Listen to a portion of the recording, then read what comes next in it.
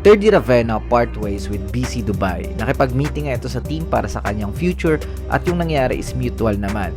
Tsaka yung contract niya is fully guaranteed. Last season, nag-average lang siya ng 0.9 points sa loob ng 18 games with playing time na 3 minutes. Nung nasa Japan siya, he was an all-star. Siya pa nga yung naging 2024 Asia Player of the Year.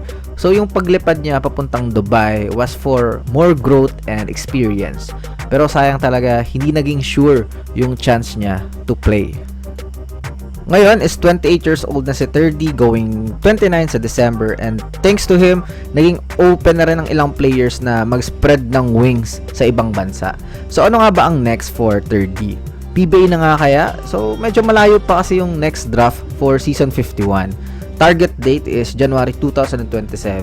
And we know na Ginebra got the pick of Terra Firma. So, it's a possibility. Pero kapag naging sure na Ginebra na yung first pick, baka marami ding umuwi. Tulad ng rumored natin na si Dwight Ramos. Pero for now, ang most likely talaga is babalik si Terdy ng Japan. Ongoing pa naman yung signings nila at free agent siya doon. Tulad ni Jamie Malonzo na currently in talks with other B-League teams to continue his Japan stint. At may narinig tayo na meron namang team na interesado pero this time sa B2 division. Ang angas nun for Jamie if mabuhat niya yung team na yon pabalik ng B1. Instant redemption story if magawa niya and if he can perform well. For sure magkakaroon siya ng solid playing time kasi B2 naman yun eh. Need talaga doon ng mga reliable players and mga reliable imports.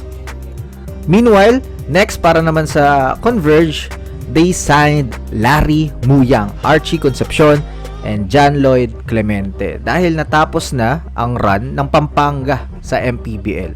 So, ang nilagay ng Converge sa kanilang reserve list ay si Kobe Monje at sa unrestricted list naman ay si JR Raflores. Eligible na yung tatlo to play sa laban nila kontra sa Terra Firma Jeep bukas, and what a perfect schedule para matest agad yung tatlo nilang bagong players. Kasi with Converge, yes, ang lakas ng lineup nila. Pero meron pa silang missing link sa roster, yung kanilang identity sa bench. Kontra TNT, heavy rely ang Converge sa kanilang solid 5. At yung ibang players combined for only 17 points.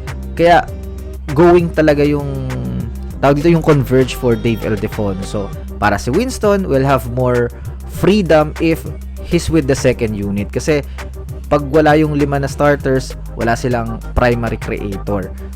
Kaya sana mahilot yung trade for Dave Ildefonso kasi once na mangyari yon, ibang-iba na magiging dynamics ng 5er Xers.